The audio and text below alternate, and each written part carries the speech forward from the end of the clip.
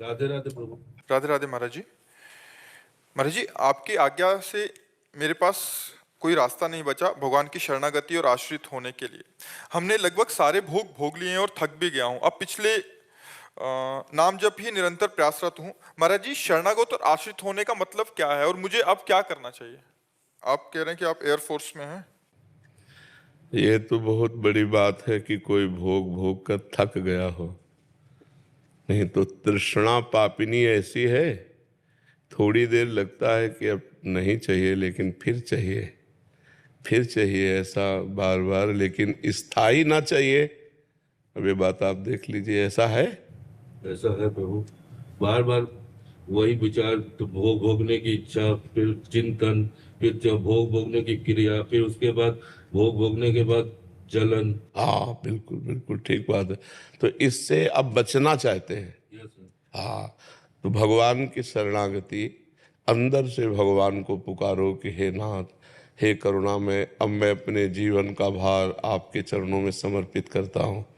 और 3 काम करो: भगवान का चरणामृत, भगवान का नामामृत, भगवान का लीलामृत, 3 का पान करो, ठीक हो जाओगे। भगवान का नाम जप करो तो नामामृत हो गया। और जब आप महीने 2 महीने में समय मिले तो बिहारी जी, राधा वल्लभ जी, इनका चरणामृत ले लो और एक शीशी में रख लो और उसमें पानी मिलाते रहो, तो सालों चरणामृत वो चलेगा। रोज 1 ढक्कन चरणामृत लो। भगवान का चरणामृत, भगवान का नामामृत और लीलामृत, भगवान के चरित्र सुनो। संत महापुरुष गाते रहते हैं, तो सत्संग सुनो। भगवान के चरित्रों का स्वयं गायन करो। जैसे श्रीमद् भागवत है तो 10वें स्कंद भगवान की लीला चरित्र से भरा पड़ा है। जैसे रामचरितमानस है, भगवान श्री राम का पावन चरित्र है। और भागवत में 10 अवतार के चरित्र हैं। तो भगवान के चरित्रों का जो गायन है वो हमारे हृदय को बहुत जल्दी पवित्र करता है। तो स्वयं भागवत 1-2 अध्याय पढ़ो, रोज चरणामृत पियो और रोज नाम जप करो। और हर समय ये चिंतन रखे कि अब मैंने वृंदावन में बैठकर संत के सामने अपने आप को भगवान के हवाले कर दिया। अब मेरा जीवन भगवान की शरण में है। यहीं से शरणागत प्रारंभ होती है। जब हनुमान जी मिले तो विभीषण जी को भरोसा हो गया कि मैं भगवान की शरण में हूँ। अब मोहि भा भरोस हनुमंता, हे हनुमान, अब मुझे भरोसा हो गया। क्योंकि अगर आप मिले तो इसका मतलब भगवान की हम पर कृपा है। बिनु हरि कृपा मिले नहीं संता। यदि भगवान की कृपा ना हुई होती तो आप जैसे महापुरुष ना मिलते।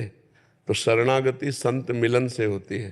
तो आज से आप अपने को भगवान की शरण में मानो और खूब नाम जप करो, भगवान का चरित्र सुनो, भगवान का चरणामृत पियो। ठीक है? कोई गलत आचरण अब मत करना, क्योंकि भगवान के भक्त के द्वारा भगवान के विरुद्ध आचरण नहीं होता। अगर विरुद्ध आचरण करोगे तो हमारी बात का रंग ही नहीं चढ़ेगा आपके ऊपर, और बात का रंग चढ़ गया तो फिर उसका रंग नहीं चढ़ेगा। मतलब केवल धोखा है, केवल धोखा। एक मन का जाल है जो हमें चिंतन में फंसाता है और कहता है इसमें सुख है।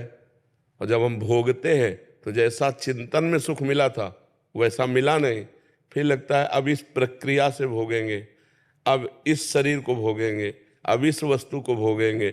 ऐसे भ्रम में पूरा जीवन नष्ट हो जाता है और कभी हमें भोगा आनंद से जो हमें आनंद चाहिए वो नहीं मिल पाता। वो भगवान में ही आनंद मिलेगा। पर मन जो है वो चिंतन के द्वारा हमको गिराता है। क्रिया में उतना सुख नहीं है, चिंतन में सुख है। जब हम किसी गलत क्रिया का चिंतन करते हैं तो आवेश आता है, अब ऐसा करेंगे। तो अब जब उसको भोगते हैं तो वो आवेश मिलता नहीं, वो सुख मिलता नहीं, क्योंकि मन को सुख चाहिए और मन को सच्चिदानंद सुख चाहिए। मन को नित्य निरंतर सुख चाहिए और वो भोगों में है नहीं। तो इसलिए अनेक जन्म व्यतीत हो गए भोगते भोगते, लेकिन आज तक कभी हमें तृप्ति नहीं हुई। हमारा रुपए के प्रति जो लगाव है उससे विषय मिलते हैं इसलिए लगाव है। विषयों के प्रति जो लगाव है, मुझे सुख मिलता है इसलिए लगाव है। और जो सुख के प्रति लगाव है वो हम भगवान के अंश हैं इसलिए।